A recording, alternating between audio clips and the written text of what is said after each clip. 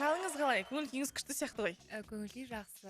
Енді әрдайым Жұлдыз FM-ге келген сайын көңіл-күйім күшті. Рахмет үлкен. Мен де сені жақсы көремін, Айри. Жоқ, қалжың ғой. Айри, қош келдің. Бүгін енді халықаралық достар күні екен. Шын жүректен сенің достарыңды, сен де дос санап жүрген адамдарды шын жүректен мерекемен құттықтаймын. Енді бүгін бірден тақырыпқа көшіп өтіп кетейік, иә? Бүгінгі тақырыбымыз қыздар мен жігіт арасындағы достық бар ма? Иә, жалпы сенесіз бе? Мысал келтіріңіз деген сияқты. Иә, сенемін.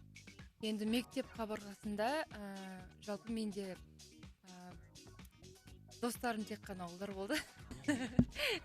Неге білмеймін. Бірақ мен сенемін. Әлі күнге дейін де бар достарым. Жаңа бір кісі жазған еді, қыз бен жігіттің арасында дос болу үшін қыз мүмкін ер мінезді болу керек шығар деп. Білмеймін. Бірақ сізден ондайды байқамаймыз. Жоқ, бар. Бар ма? Иә. Баршылық бар ғой. Жақсы. Кейбіреу енді айтып жатыр, негізі біреу міндетті түрде ғашық болып қалады деп. Қыз бен жігіт арасында дос болса. Мен ғашық болған жоқпын. Мүмкін маған ғашық болған шығар. Неше жігітті ғашық қылдыңыз? Білмеймін. Көп десең. Былай дейді, дружба может обойтись без любви дейді, а любовь без дружбы нет дейді. Иә, дұрыс айтады. Келісесіз ба? Қосылам. Жақсы. Сіз өзіңіз түсіндіңіз ба, Нана? Түсіндіңіз ба? Нет деген түсіндім, ес деген түсіндім. Болды. Айри, тағы да қош келдің. Карантинді қалай өткіздің? Карантин, ой, керемет болды. 2,5 ай бойы үйде отырдым, отбасымен бірге. Карантиннің бірінші айында мен әбден ұйықтап алдым. Ұйқымды басып алдым. Екінші айында біз продюсерлермен бірге онлайн жұмыс жасадық. 5-6 ән жаздық, демо жаздық, және де клип түсіріп үлгірдік. Сол жұмыстар деген жақсы. Мен негізі бірінші естіп тұрмын. Карантин қалай өтті дегенде, ой, тамаша, керемет өтті деген адамды. Негізінде әртістерге жақсы болды демалыс. Негізі жанды дауысты айта алатын әншілер үшін де керемет мүмкіндік болған сияқты. Себебі жан-жақтан таппай қалдық қой біз, жаңағы хабарласамыз, ой, мен ана концертте едім, мына концертте едім, онлайн концерттер деп. Айриді да солай әрең дегенде әрең ұстап, әрең дегенде ұстап алдық. Квартирник тенгриге қатыстыңыз. Онлайн концертке. Қатты ұнады. Жалпы команда күшті жұмыс жасады. Өте сондай бір комфортный болды концерт. Енді менің бірінші онлайн концертім, сондықтан сәтті өтті деп өзім ойлаймын. Әлі күнге дейін менің ата-аналарым ютубтан қарайды. Ұнап жатыр баршаларыңызға. Сол жазып жатыр маған инстаграм желісінде. Ал өзіңіз инстаграмнан үйде отырып тікелей эфирге шығып сондай концерт бермедіңіз бе? Жоқ, берген жоқпын. Неге десеңіз, оған менің ойымша квартирник тенгриден кейін өтпей қалады. Жақсы. Достар, Айри, есіңе сала кетейік, немесе айта өтейік. Бүгін саған күшті сауал қойған тыңдарманымызға арнайы сыйлығымыз бар. Гавай және Майами аквапаркіне, қаласына емес, аквапаркіне арналған 4 билетті бір адамға табыстаймыз. Сондықтан, достар, инстаграмда дәл қазір тікелей эфирдеміз. Жұлдыз.fm парақшасында. Енді құдай бере салған мынау инстаграмға бір жаңа леп алып келген сияқты, Айри. Бір әдемі сұлу адам келіп дегенім ғой енді, ақбибі. Иә, инстаграмда Жұлдыз.fm парақшасында тікелей эфирдеміз. Айриге қояр сауалдарыңыз болса, міндетті түрде жолдаңыздар. Хабардың соңында 11-ге таман біз жеңімпазды анықтаймыз. Ойладың ба деген әні болып кетті ма дейді, жоқ болған жоқ. Төв кекілін ай дейді. Жақсы, мен дайындап қойған мына жерде бір сұрақтарым бар еді. Мен айтайын ба, әлде қалай? Міне. Қаңтар айында енді карантин болады, болмайды, ешкім білмейтін кезде қаңтарда мынандай бір сұхбат берген екенсің. Қазір байқауларды іздестірудеміз деген екенсің. Тағы да бір байқауға қатысайын деп жатсың ба? Иә, енді бұйырса сондай бір желанием ашылып тұр. Бірақ дегенмен негізінде біз сол жазда планға жоспарда болды, бірақ енді дегенмен бізде карантин болып қалды. Қандай жоспар еді сонда? Жоспар бір жақсы конкурстарға барып келу. Емес сен керек емес па? Жоқ. Қандай сұрақ қоймау керек сізге дейді? Білмеймін. Кез келген сұрақ қоя беруге болады. Себебі бұл жүргізушісі Әлишер Каримов емес. Тамаша, тыңдаймыз. Айридің орындауында суық әні. Әннен кейін үзілістен кейін эфирге қайта ораламыз.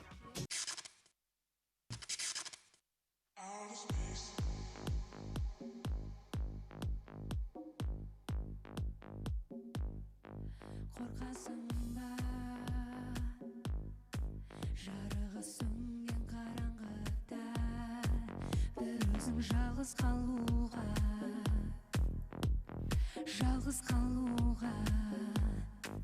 көңіл сонда ұмтылады көрінген жаққа мейлі тек шығар жол болса сол бір жарыққа суық жүрек жылу керек сезім жалынымен бол жанымда жарқырап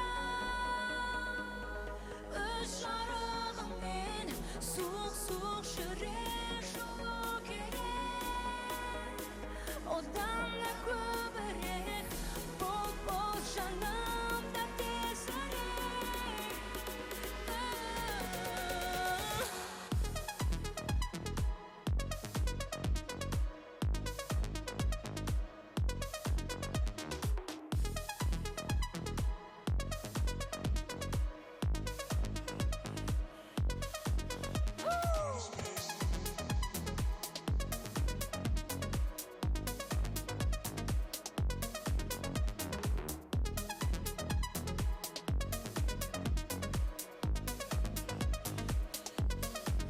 байқайсың ба егер күн шуағы болмас көлеңке сағымда біз жүрген жолда мен үшін сен жарық бол қалдырма тастама мен тұңғиыққа жақында кел бері ұста менің қолымнан шығарып ал тұңғиықтан сағыныш па ойын ба тек оятпа суық жүрек жылу керек өзім жалынымен бол жанымда жарқырап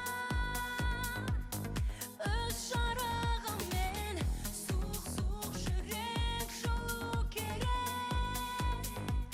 одан да көбірек бол жанымда тезірек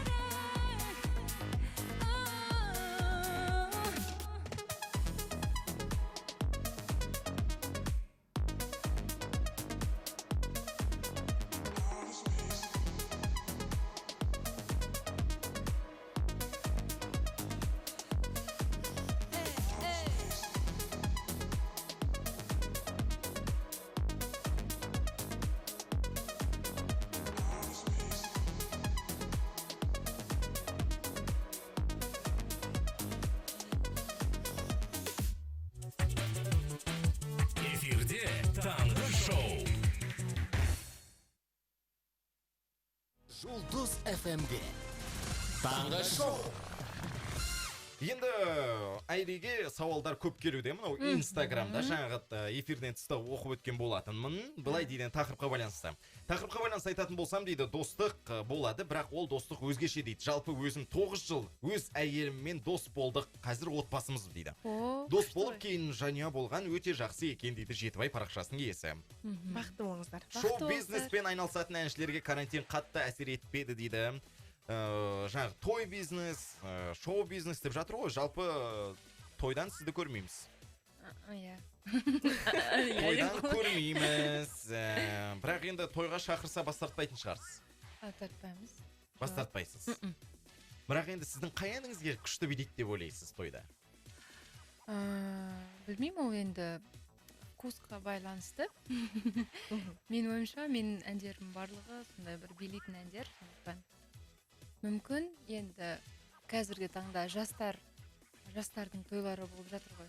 Мүмкін шақырарсыздар мені. Бұған дейін- Реклама. Бұған дейін кәрілердің тойы болған ғой. Содан жастардың тойы болып жатыр да қазір карантиннен кейін. Өзіңіздің өмір жолыңызда дейді, мақсатыңызға жету үшін бір жанның көңілін қалдырған кезіңіз болды ма дейді, Айжанка?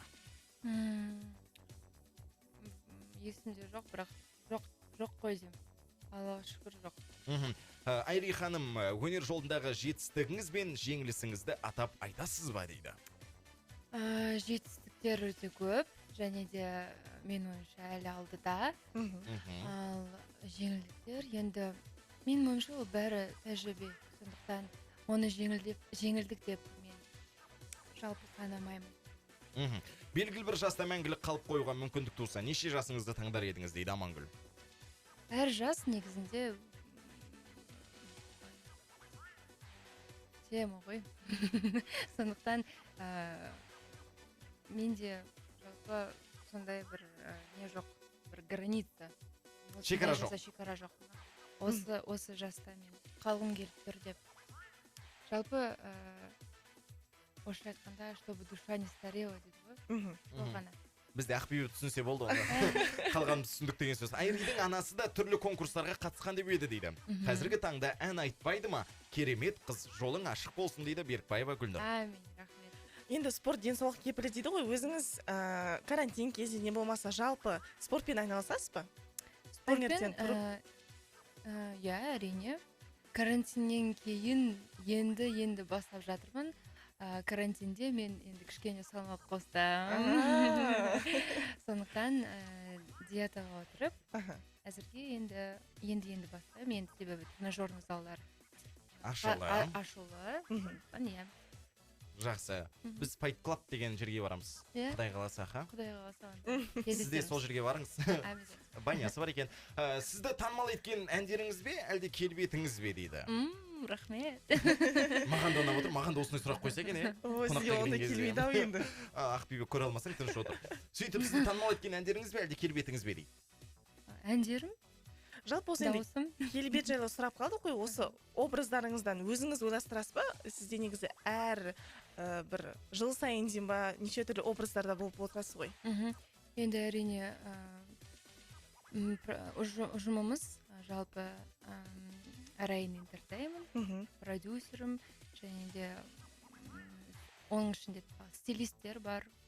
Сондықтан мен өзім ойламаймын. Сізге осыны айтады, сіз істейсіз.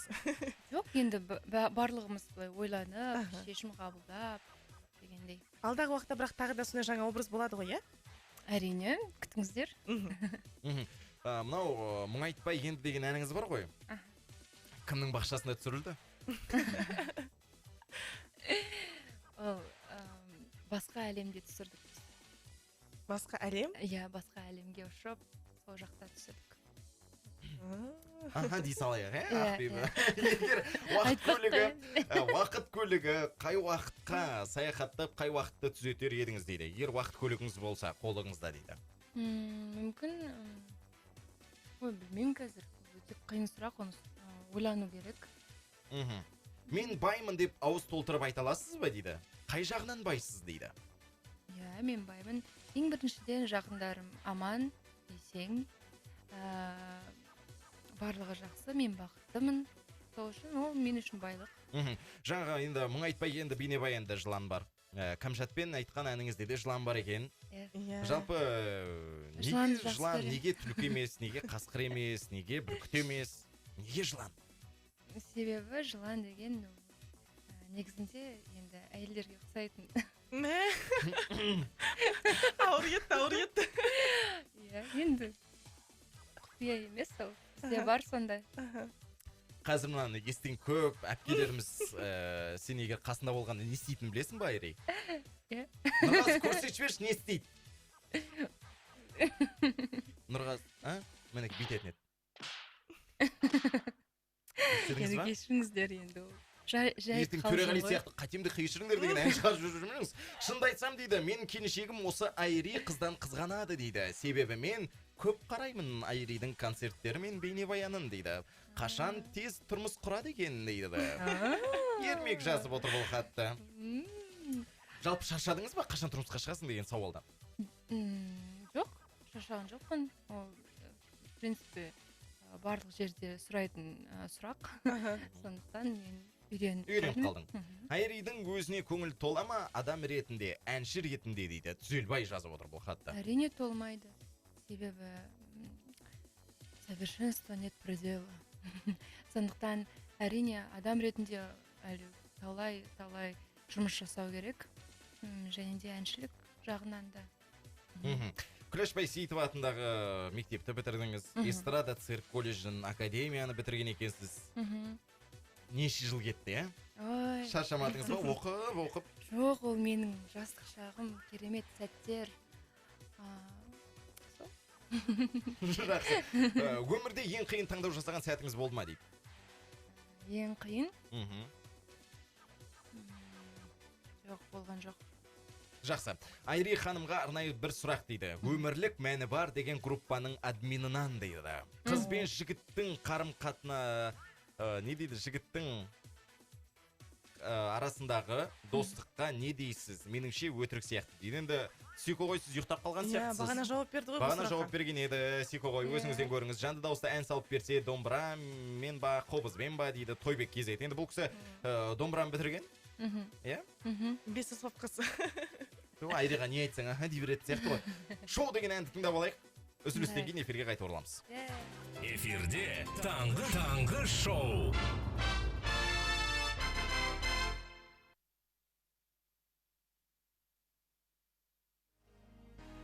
Жұлдыз FM-де таңғы шоу. Достар, бүгін бізде қонақта, естеріңізге сала кетейік, тағы да әнші және актриса Айри тағы да қош келдің. Жаңа ғана енді үзіліске дейін шоу деген әнді тыңдадық. Менің білуімше шоу ең қымбат бейнебаянның бірі сіз түсірген. Әлі де сондай ма? Ең қымбат емес енді. Бірақ енді сонда бір запоминающийся. Қайсысы қымбат болды? Айтпай қойыншы. Ойладың ба ма? Негізінде клиптердің барлығы Қымбатқа түсіп жатыр ма? Түсіп жатыр, иә. Шетелде түсіріпсіз. Иә, сол. Ойладың ба, кеше көріп қалдық. Ерекше дауыс иесі, ешкімнің әніне ұқсамайтын ерекше ән орындайтын Айгерім әнші қош келіпсіз дейді. Сәкен Сұлтан аға. Адамға қандай мотивация бере аласыз дейді? Адамға тек қана адам болып қалу және де берілмеу ең бастысы. Мысалға, мен жаңағыдай ата-анасы өнерге келуге қарсы жігітпін дерге. Мысалға, мен сізге жылап жаңағыдай хат жазып отырмын. Айри, маған көмектесіңізші, ата-анам қарсы өнерге келуіме. Қандай кеңес бересіз деймін? Енді ата-ана деген ол асыл нәрсе. Қалай мен ата-анаға енді қарсы шығуға енді әрине ол қиын, бірақ дегенмен менде де сондай болды. Бірақ ата-анаңыз өнерге жақын адамдар. Өнерге жақын, бірақ дегенмен әншілікке қарсы болды, жалпы. Бірақ енді мені түсінді, кішкене ренжіді, бірақ дегенмен біз былай үлкен кісілеріміз ғой енді. Шай ішіп. Адам сияқты сөйлестік. Адам сияқты сөйлестік, иә. Жасым онда 16-та болған. Сол ақ батасын беріп, енді солай. Бара ғой айналайын. Бара ғой айналайын, иә. Өміріңізде болып жатқан оқиғалар қаншалықты маңызды дейді? Амангүл. Өмірінде енді жалпы маңызды ғой барлығы. Айми Сингерден жеңілісіңізді әділ болды деп ойлайсыз ба? Роман Ким мықты деп айта аласыз ба дейді. Дәмір жолдаған екен бұл хатты. Онды енді талқылау қажет емес, өткен нәрсе, бірақ дегенмен Романмен жақсы араласамыз. Роман деген енді жақсы жігіт, өзіндік бір жолы бар, әншілік жолы. Сол былай айта салайын. Дауысты айтқан жоқсың ғой сен. Қыз бен жігіт арасында достық болады дейді. Менің досым бар, онымен бір колледжде оқыдық, содан доспыз дейді. Қазір екеуміз де отбасымыз бар, әлі дос болып араласамыз. Достығымызға 15 жыл болды дейді. Талғат мырза жолдаған екен бұл хатты. Енді Айри, сені жаңағы Арай Айдарханнан кейінгі дуэтіңнен кейін көбісі Қытайдан келген екен деп жатыр. Жалпы соны нақтылап айтып өтсеңіз. Міне жазып отыр. Қазақстанның тумасы ма әлде Қытай жақтан келген бе дейді. Жоқ, мен Қазақстанның тумасымын. Семей қаласында туылғанмын. Таза найманмын десеңізші. Таза найманмын. Кішкене алыса отырайын енді. Қандай нәрсеге көзді жұмып тұрып миллиардтарды жұмсап жүруге болады деп ойлайсыз дейді. Көзді жұмып тұрып, енді көзді жұмып ол жаман нәрсеге айтады ғой, негізінде. Жоқ, андай Жоқ. ойланбастан осы Мысалға, нәрсеге айтады ғой, көзді жұмып тұрып барахолка барып нәски сатып алдым деп айтады. Мысалға, өзіңе қимаймын, бірақ нәски сатып алдым дейді. жоқ, нәски демей ақ қойшы, енді айтайық. Ақбибі тыныш Енді отырсақ, бай емеспіз Жоқ, біз. сағат деп бір сөйтіп айтсаңызшы түсінікті тілде. Жоқ, менде сондай жоқ. Жалпы негізінде ақшаны мен өте ұқыпты ұстаймын. Негізі бірақ ана шапоголик дейді ғой, сол шапоголик Жоқ, жоқ, емессіз жоқ. ба, ондай емес. Жоқ, қызық емес. Мүлдем. Не дейді, сұлу көздеріңізді неге жауып отырсыз дейді. Сізге бір билет берсе қайда барып өткізер едіңіз және кіммен дейді. Бір билет? Мхм. Қай жаққа? Қай жаққа? Жалпы шет елден бір сондай бір мемлекет немесе елге барғыңыз келе ма, өзіңіз армандап жүрген, ойыңызда жүрген? Мүмкін Нұрғазының Алакөлде демалыс орталығы бар, мүмкін сол жаққа. Енді оны ойлану керек, бірақ дегенмен біз енді гастрольдік сапармен әр жылы барып жүреміз. Көрмеген жерім ол Корея болды, Америкаға мүмкін. Әрине виза версия. Сіз басыңызбен беріліп шыға алмай қалған ойындар бар ма дейді, компьютерлік немесе казино ойындары дейді. Ойбай, мынаны Бағлан Әбдірайымовқа қой керек қой, Амангүл Айриге қойған кезде. Өмірде неден қорқасыз және неден қорықпайсыз дейді.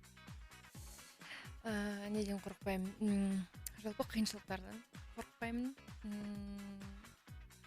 Қорқатын нәрселерім көп, бірақ айтпаймын. Негізі бірақ бір фобияларыңыз бар, иә? Фобия болды, биіктіктен қорықтым, бірақ дегенмен мен ұжыммен бірге біз тауға шықтық. Сол жеңдім. Тауға шығып жеңдіңіз ба? Енді парашютпен секіріп жеңіп жатыр ғой. Жоқ, енді мен Алматинский пик бар ғой. Иә. Үлкен бір не. Жаман емес, Жаман емес, иә. Тамаша ән тыңдайтын уақыт екен, жаңа ғана тілге тиек еткен мұң айтпа енді әні. Сосын эфирге қайта ораламыз. Ал кет. Эфирде таңғы шоу.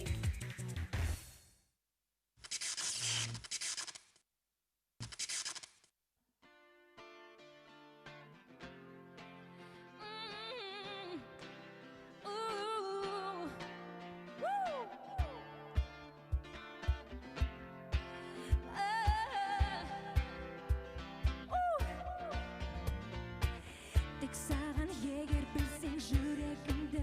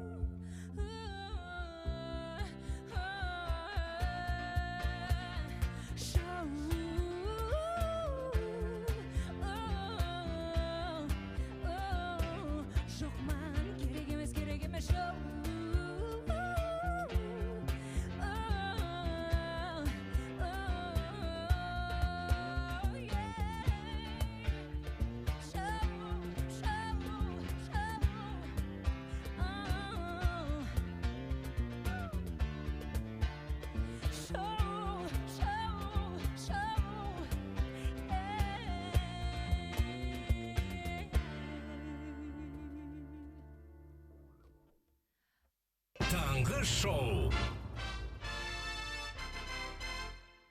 Қалып келгені болды ма дейді? Енді болады ғой, біз барлығымыз пендеміз, жалпы әрқалай айта беріңіз. Түсініңіздер. Сіздің ең мықты мінезіңіз қандай дейді? ең мықты, мен берілмеймін. Мен және де еңбекқормын. Ал осы тамақ әзірлеу жағынан жалпы өзіңіз бір фирменный тамақ деп жатады ғой, сондай бар ма? Және карантин кезінде сондай жаңаша дүниелерді үйрендіңіз бе? Тамақты мен енді карантинде үйрендім. Енді ма? Енді. Тек таңғастар деп қойсаңыз тағы да. Енді бірінші ай енді барлығы отбасым барлығы енді қалай айтсам, менің ренжітпеу үшін былай молча тамақ. Бірақ екінші айда енді мама деген молодец, жақсы болыпты. Адам болып келеді. Екінші рет осыны дайындамай ақ қойшы деді ма? Бір рет дайындаған жетеді деді ма? Жеке қалған кезде соңғы рет қашан ән айттыңыз дейді. Ал біреуге ше дейді. Жеке қалғанда ол таңертең. Жалпы таңертең тұрып, таңғы асты ішіп, жаттығу жасаймын дауысқа. Айри, сәлемес пе, қош келдіңіз дейді. Суахили африкалықтарында алғашқы адам көктен жерге түскені туралы аңыз бар дейді. Сұрақ сізге, оларға кім көмектесті дейді? Не деген мынау тарихи философиялық сұрақ. Келесі сұрақ. Келесі сұрақ дейді, көңілді ренжімеңіз. Әнді тыңдаған оңай ма, әлде әнді айтқан оңай ма дейді. Айжанка. Тыңдағанда кім айтады оны, соған қарай. Және де орындауға, менің ойымша орындауға мен үшін жеңілдірек. Ал қазіргі таңда қазақ эстрадасында өзіңіз сүйіп тыңдайтын бір әншілер және солардың бір әндерін айтып өтсеңіз. Сүйіп тыңдайтын? Али Акапов. Оның әндерін айтма. Өзі? Бойдақ қой. Мен досым негізінде. Досыңыз ба? Біз мектеп қабырғасында жалпы жақсы араластық. Күреш Байсейітова да бірге оқыдыңыздар.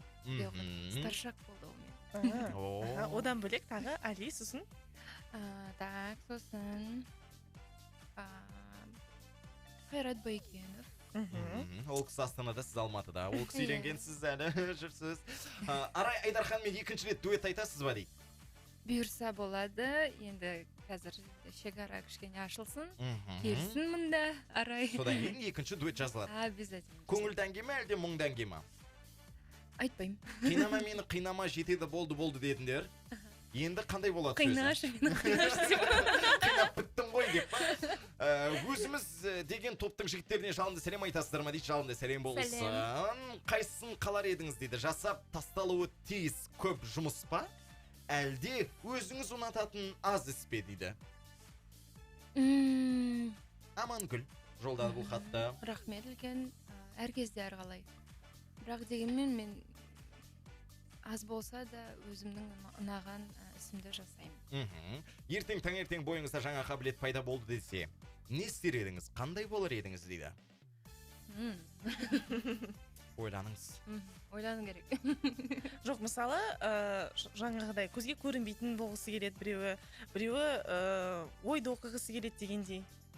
Негізінде ол жақсы нәрселер емес. Мен ойымда өте көп нәрсе тұр. Музыка, мен жалпы оның уақытында жоқ. Енді Айри баста тек қана музыка деген енді дүние болмайды ғой. Болады, менде болады. Әли де жоқ па ішінде? Кім? Әли. Жоқ па? Жақсы, Әли келген кезде өзім сұрап оламын. Өзіңіз айтайын десеңіз болмай жатыр ма кәдімгідей? Иә, болмай жатыр. Сіз халық әнін ұнатасыз ба, әлде шетелдік шлягерлерді ме дейді? Халық әндерді де ұнатамын, және де шетелдік әндерді де тыңдаймын. Егер сіз жаңадан балмұздақ ойлап шығаратын болсаңыз, ненің дәмімен жасар едіңіз дейді? Амангүл. Шоколад. Ой, ондай бар ғой. Бар ғой, иә. Болмаған, ерекше. Ойбай, ол қазір бұрыш деп қойсаңшы. Мүмкін. Білмеймін. Ойланып алайық, иә, достар, мынау қиын болып кетті. Үзілістен кейін ән тыңдаймыз, кешір мені әні, сосын эфирге қайта ораламыз. кезектегідей Қостанайдан Мирас. Алло, сәлеметсіз бе? Ассалаумағалейкум, жәке, сәлеметсіздер ме? Уағалейкум ассалам, Мирас. Көңіл күйлеріңіз қалай? Жаман емес, сіздікі қалай? Жақсы, сәлеметсізде, Айри, қош келдіңіз. Сәлеметсіз бе, рахмет. Мен сізге қоятын сауалдарым, сұрақтарым бар еді. Соны қойып кетсем деп едім. Енді бірінші сұрағым қазір енді өзіңізде бір кино түсіретін ойыңыз бар ма? Енді қазір өнер адамдарының көбісі кино түсіреді ғой. Кино түсірсеңіз, ол қалай аталатын еді? Жалпы өнеріңізге байланысты ма, әлде өміріңізден алынатын бе киноның жаңағы желісі? Және де екінші сауалым, алда қандай жоспарларыңыз бар? Және де одан кейінгі сауалым, жаңағы бір қатты бір ауылға барып, бір қайырымдылық жасаған өзіңіздің бір ісіңіз, кезіңіз болды ма туған жеріңізде, және де басқа да бір жерлерде болсын, бір қайырымдылықпен айналысқан кезіңіз болды ма? Рахмет үлкен. Және де жәке тақырып бойынша айтып кетсем деп едім. Қыз бен жігіттің арасында достық туралы. Иә, қыз бен жігіттің арасында достық болады. Мен оған дәлелдей алам, және де болады деп айта алам 100% сеніммен. Неге десеңіздер, менің сыныптастарымның көбісі жаңағы ер балдар болсын, қыз балдар болсын, дос бір-бірімен. Енді Мирас, қараңыз, мен сізге бір сауал қояйын, е? Енді сіздің жаңағыдай сөз байласып жүрген Айдана есімді қызыңыз бар, е? Әлі де сөйлесіп жүрсіз, е? Қараңыз, Айдана айтады: Мирас, мен сенің Ақбибімен дос болғаныңа қарсымын. Мен сені қызғанам десе, Ақбибіні тастайсыз ба, тастамайсыз ба? Ойбай, не деген сұрақ?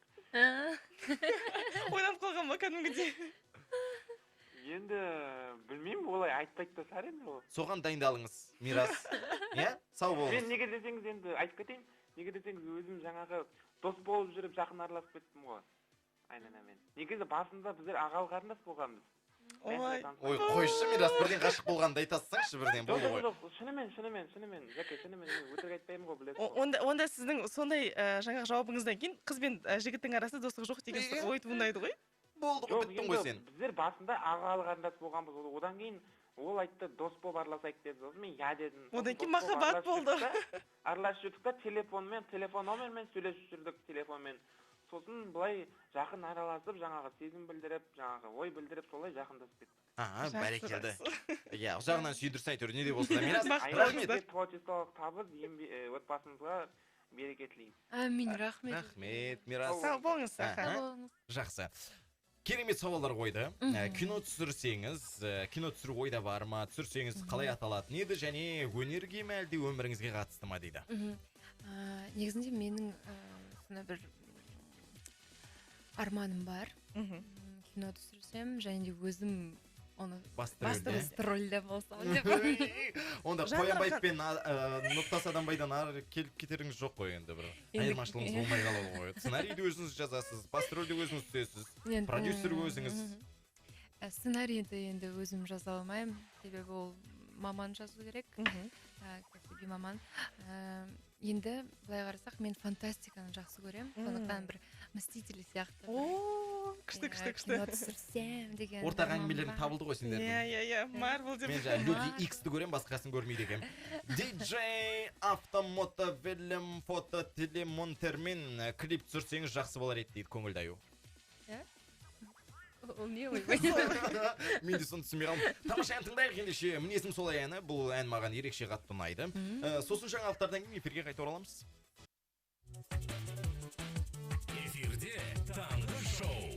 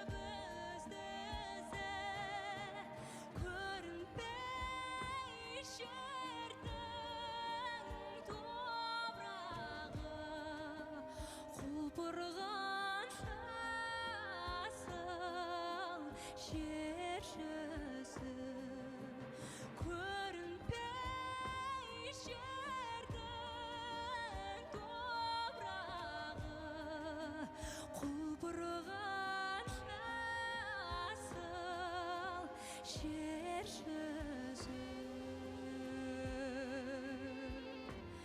ай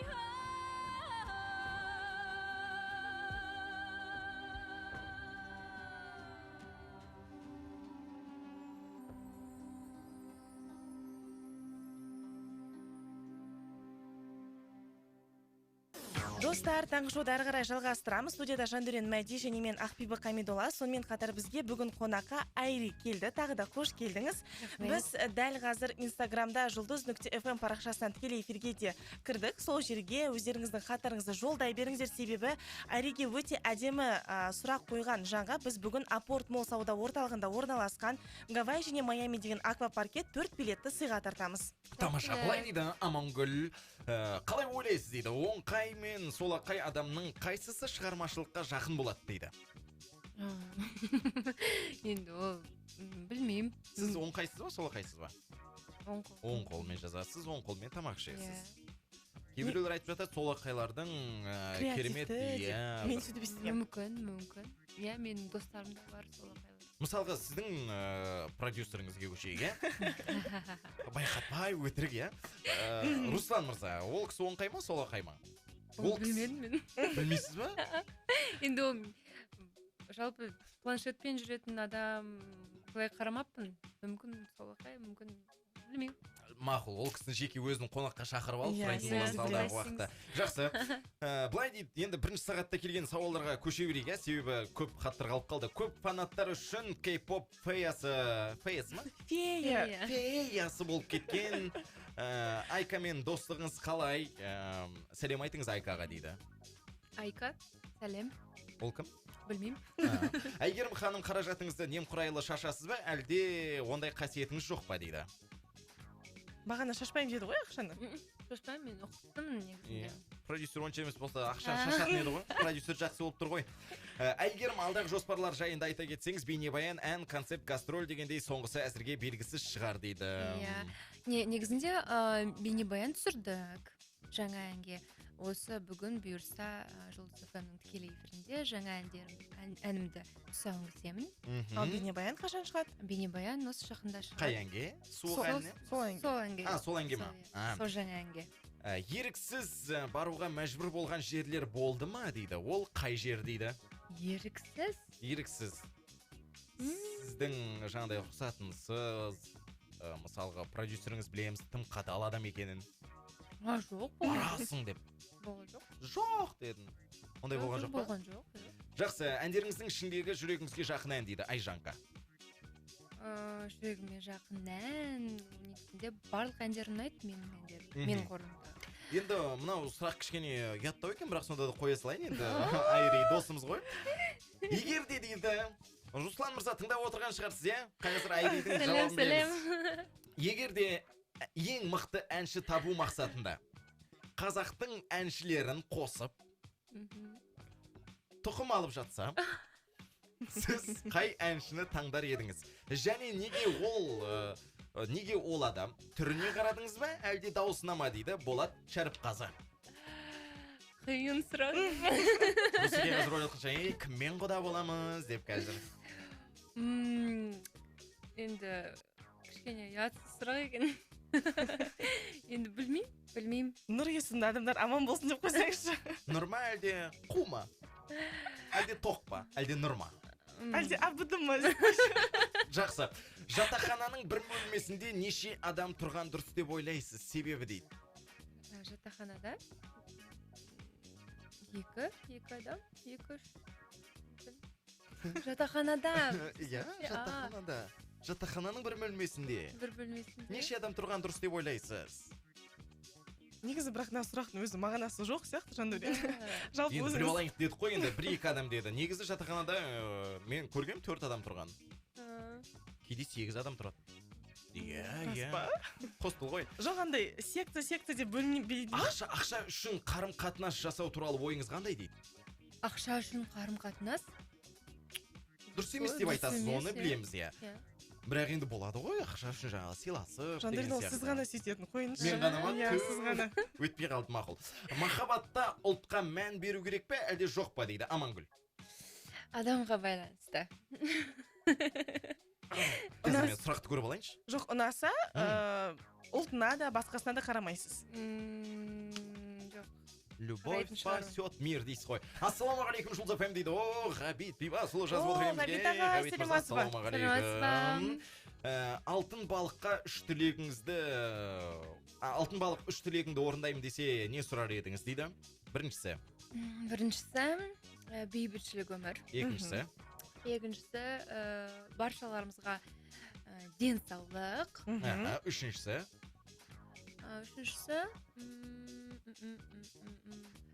Әлемдегі барлық сәбилер жалпы ауырмасын.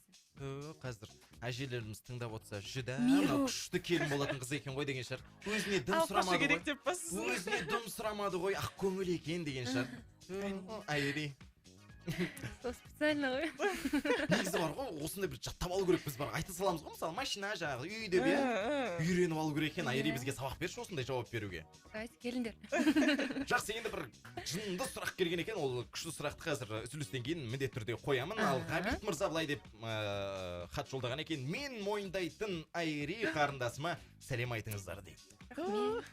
Бұл кісі мелизмнің көкесін танып жүрсіз, сіз ненің көкесін танытып жүрсіз? Ой, мақұл, үзіліс жасайықшы, кеттік. Эфирде таңғы шоу.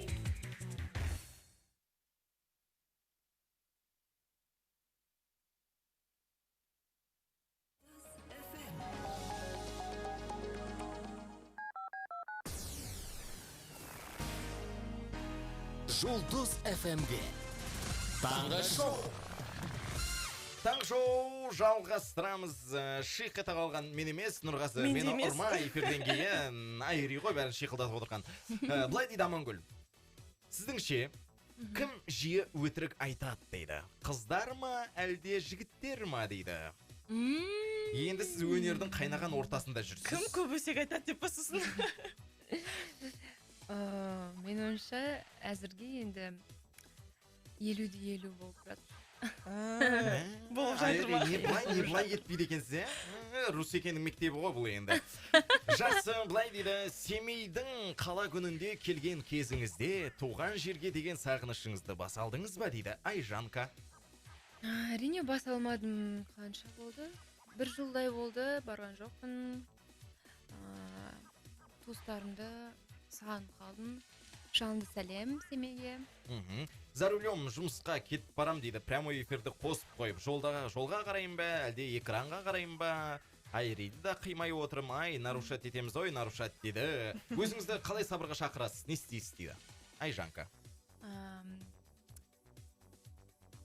Өзіме жалпы былай айтам, бәрі жақсы болады, сабырлық, көп еңбектен берілме, солай. Ал жалпы өзіңіз адамдардың көре алмаушылық қасиетіне қалай төтеп бересіз? Біреудің ащы сөзін көтере аласыз ба? Көтере аламын. Мысалы жаман комментарийлер келсе. Болған. Осы квартирниктен кірді. Жоқ, жаман комментарий ол жалпы әніме, даусыма емес, прическама болды. Иә. Сөзде, мысалға мен әлі есімде бір жаман сақталып қалады ғой бір жүректе. Ең алғаш эфирге шығып жаңа камераны өзіме қаратқан кезде мұрның дәу деген. Картошка мұрын деп жаңа кәдімгідей бір... Ой, Жаник-ай. Жақсы, қоя салайық оны. Айри ханым, егер сізді қарапайым жігіт алып қашып кетсе, не істер едіңіз? Соттатып жібересіз бе, әлде сол жігітпен қаласыз ба дейді? Енді қалай мен қаламын, мен оны білмеймін ғой. Жоқ, енді былай красавчик шығар енді алып кеткенде. Ой, красавчик болғанда адами қасиетін білмеймін ғой мен. Отбасын білмеймін, тәрбиесін білмеймін.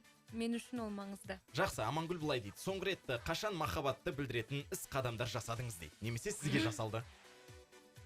Бітті осы жерде әли оқап ұсталған сияқты. Сахнада болғанда всегда сондай ғой менде. Қандай? Махаббатымды өзімнің жанкүйерлеріме білдіресіз. Ал сізге кім білдірді? Жанкүйерлерім. Құтылып кетесің, иә? Қыз бен жігіт доспыз дейді қаншама, аралары махаббатсыз болса да, әйел қылып алмаған соң бәрібір, бара алмайды досың болып, Моншаға дейді. Нұрғаз естідің ғой, Ақбибімен дос болып, бәрібір де сенімен Моншаға бара алмайды. Самат Жантайұлы жолдаған екен бұл хатты. Жақсы. Айри, сізді қарапайым жігіт алып қашса көнесіз бе дейді, танып тұрсаңыз мысалға. Танып тұрсыз, жақсы жігіт, жақсы отбасынан шыққан.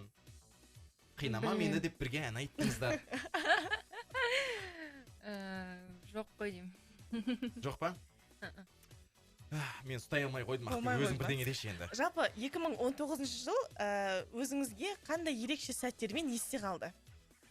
Ерекше сәттер өте көп болды, гастрольдік сапар. Жалпы 2019 жылы менің алғашқы миллион қаралым жиналған бейнебаян болды.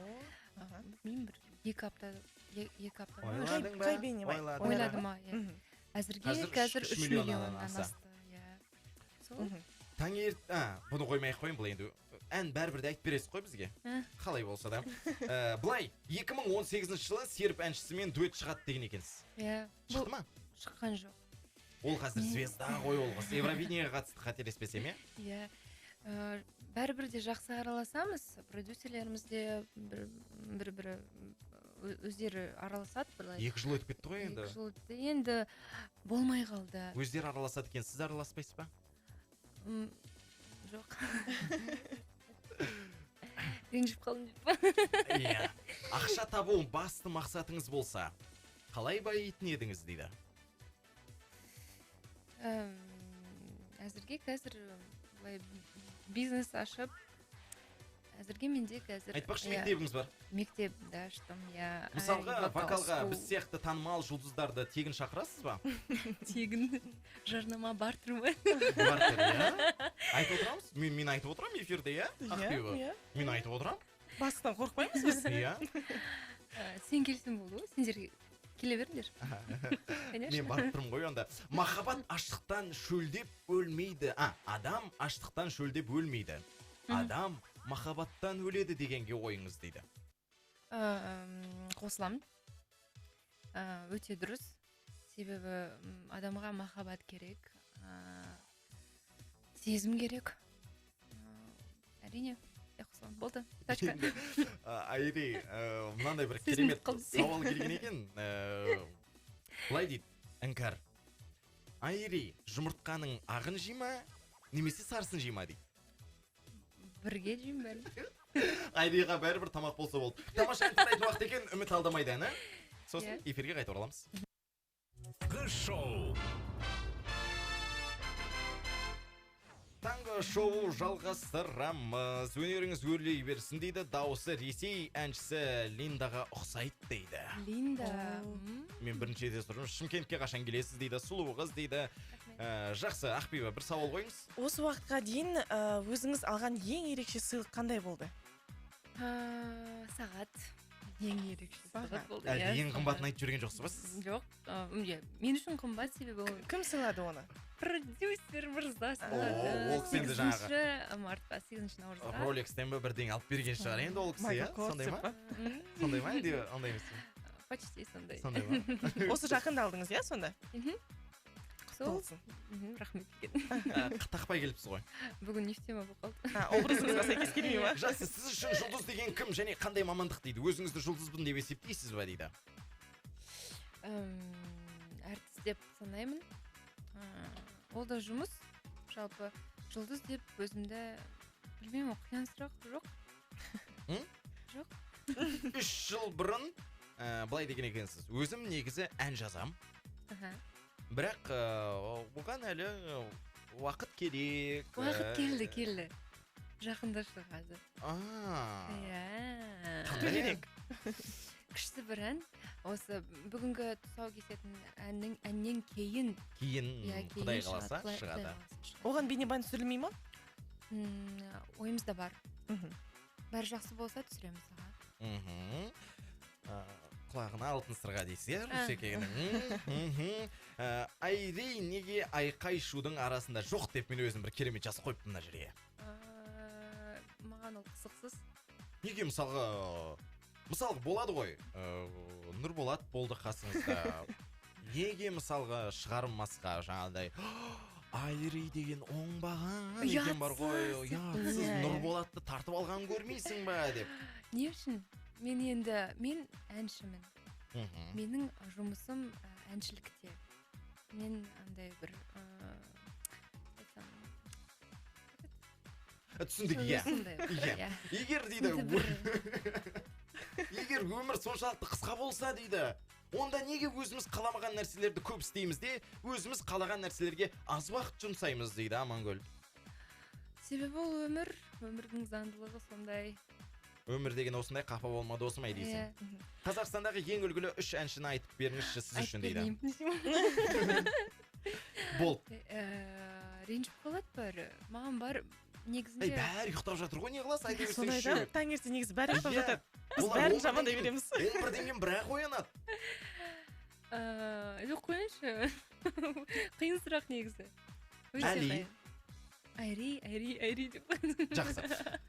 Кумиріңіз кім дейді енді?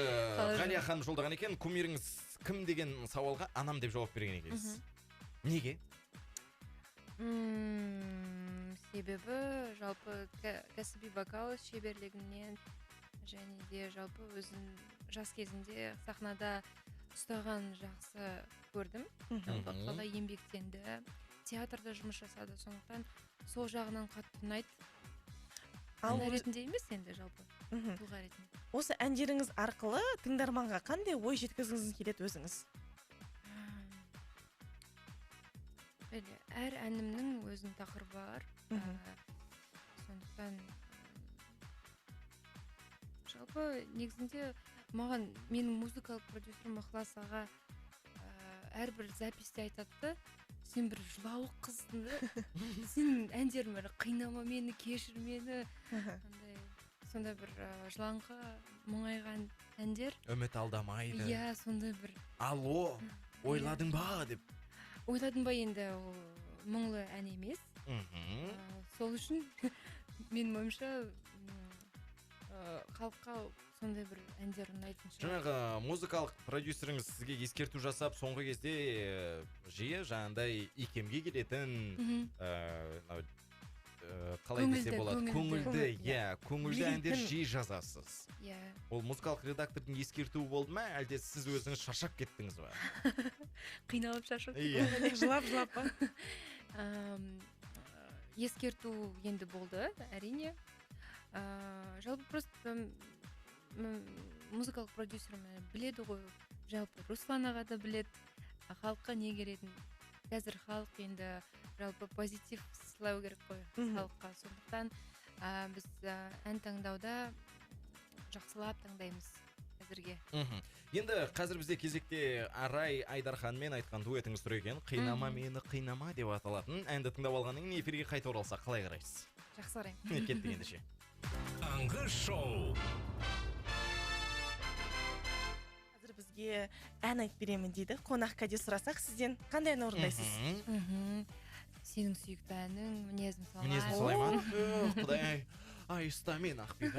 Ойбай. Ал кеттік, Нұрғазы, сен де бір дірілдеп ал. Ойламағын, мені көптің бірі деп ойламағын, алдамағын, мені алдамағын, мен болмасам кете бер қалағаның, өзіңе сенсен, қолдан келсе, жолың тапта, баурап ал, өзіңе сенсен, шамаң жетсе, жүрегімді мен сен жаулап ал, анық сенсен, қолдан келсе, жолың тапта, баурап ал, өзіңе сенсен, шамаң жетсе, жүрегімді мен сен жаулап ал. Сылыңдай, бұлыңдай, керілген кер маралдай, мінезім сондай, сылыңдай, бұлыңдай, керілген кер маралдай, мінезім сондай,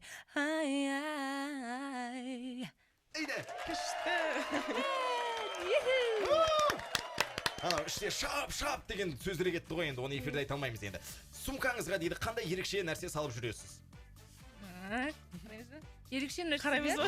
Мен қарайыншы. Ой, жарик. Сонымен мына жерде челлендж қазір. Айридің сөмкесінде не бар? Иә. Не бар? қазір антисептик. Антисептик. Қазіргі таңда керек дүние. Так, парфюм, Аха. влажная салфетка, Парфюм. Аха. маска, Аха. косметика, пудра, Пудра. сосын офистан кілт, Кілті. так, потом подводка менде бар, Аха. сосын тағы ақша и наушник. Болды. И еще зарядка бар. Обязательно зарядка. Зарядкадан вообще. Болмайсыз өмір сүру. Иә, болмайды. Елдер сияқты бір тас жатыр. Мынау қандай тас деп өтірік істей салмайсыз ба? Бір эфирде отырсыз ғой қазір радиода. Бриллиант бар деп па? Иә. Мынаны қай жанкүйерім салып берді деген деп.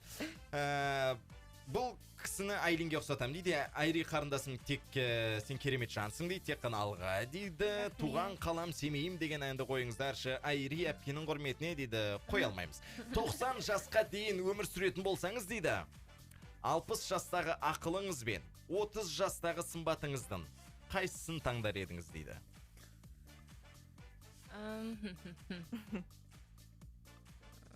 Ойбу. Ай. Мінезім солай дейсіз ғой. Бұрыннан армандайтын нәрсеңіз бар ма дейді. Әлі күнге дейін неге орындалмай келеді ол дейді. Әр нәрсенің уақыты бар. Сол келе жатырмыз ғой арманымызға. Бірақ қандай арман екен айтпайсыз. Айтпаймын. Жақсы. Уақытты үнемдеу үшін не істеу керек жалпы? Өзіңіз уақытты қаншалықты үнемдейсіз? Режим болу керек. Мен негізінде мені үйреткен сол режимға менің продюсерім Руслан Сәлемов. Бәлем бәрі қайда жатыр мінекей. Сіздің режиміңіз сонда қалай? Өзіңіз айтыңызшы. Сағат нешеде тұрасыз? Сағат енді мен сағат 8-де тұрам. Аха. Бүгін енді сағат 7-де тұрдым. 7-де ояндым. Сіздер үшін. Жалпы бір стақан су, сосын кейін зарядка жасаймыз. Содан кейін таңғы ас и жұмыстармен барамыз. Жалпы бір аптаға план құраймыз. Соны мен ежедневникқа жазамын. Түгел орындау керек. Сондай бір шарт. Бір күнге қандай маман иесі болғыңыз келеді себебі дейді. Бір күнге? Так. Мысалы біз кеше Жандәурен екеуміз айттық, мен стюардесса болғым келді, ол борт серігі болғысы келді. Иә. Сондай сияқты. Стюардесса жақсы екен. Мүмкін, Сіз де бізге қосылғыңыз келе ма? Иә, қосайыншы. Ағылшыншаңыз жақсы ма? Біз ағылшынға қараймыз. Ойбай ағылшын. Сәлеметсіз бе? You go to school? I go to school. Керемет, но өттір ғой, өзіміздің қатарымызға алғалайық. Жақсы, тамаша ән тыңдайтын уақыт екен. Дәл қазір үзілістен кейін Айридің орындауында алло деген ән тыңдаймыз. Сосын эфирге оралғаннан кейін сағынамын деп аталатын керемет әннің тұсауын кесеміз. Алыстамаңыздар.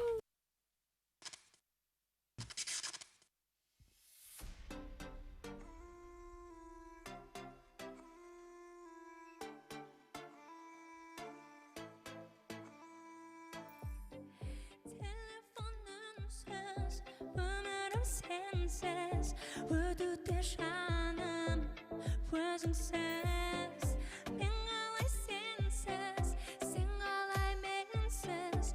Gün geçudemiz, anşam. Xabarın çok, aytarım köp, sağa.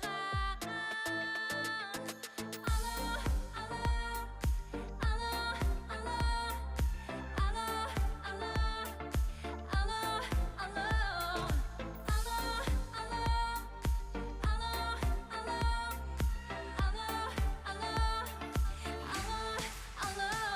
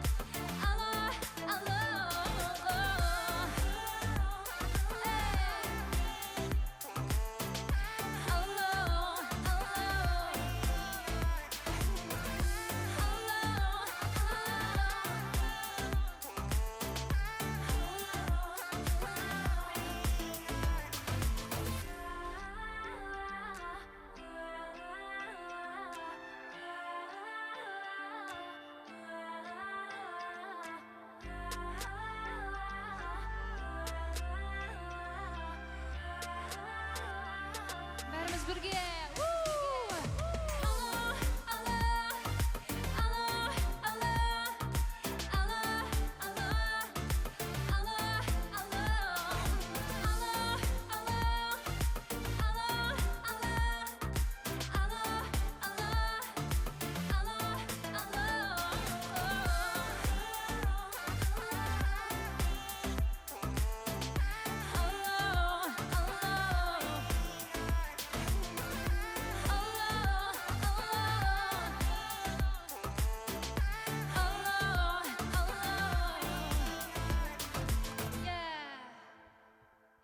Таңғы шоу.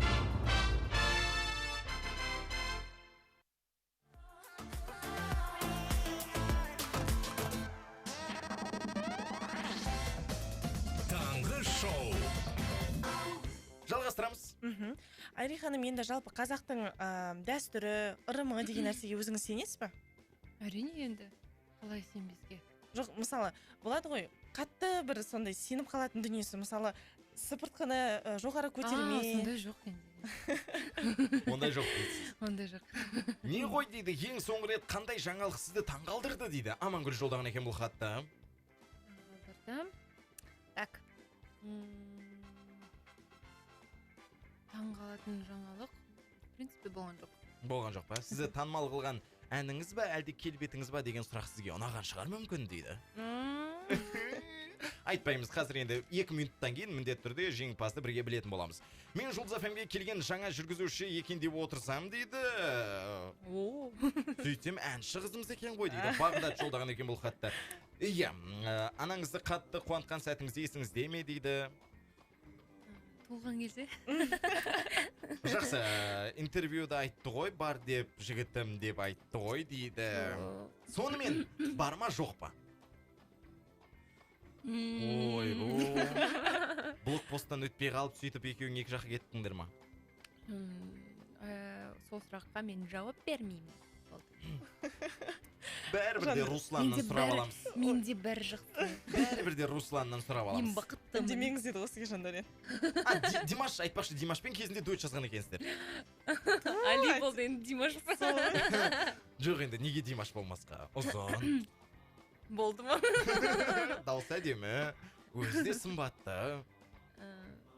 Білмеймін. Спортпен айналысса тіптен сіздің көңіліңізден шығады деп ойлаймын. Спортпен айналысады ол. Тренажерға барады. О. Білеміз ғой мен. Біз араласамыз жақсы дос ретінде.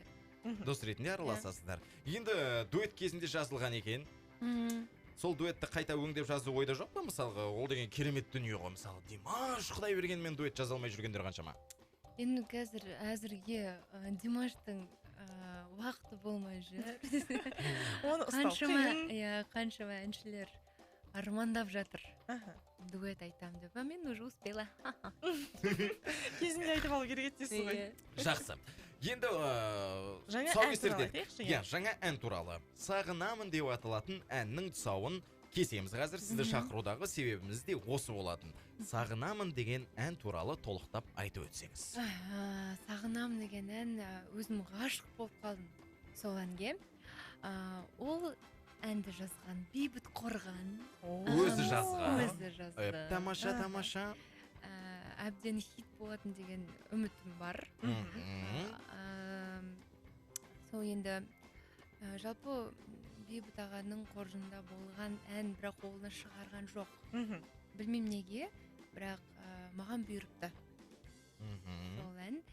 Сол әнге менің музыкалық продюсерім жаңа өңдеу мен аранжировка жасап, бүгін тыңдайсыздар, ұнайтын деген үміттеміз. Ол әнді өзіңіз Бейбіт Қорғаннан сұрадыңыз ба? Маған арнап бір ән берсеңіз деп әлде қалай болды?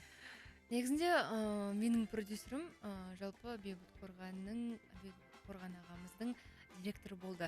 Сол кезден олар... Гәп қайда жатыр мінекей. Жайлап өзінің адамдарын Айриға беруде. Сөйтіп, енді Руслан ағамыз барлығын біледі ғой. Енді әрине окей дейді ғой ол кісі енді. Музыкалық продюсер мен директор енді.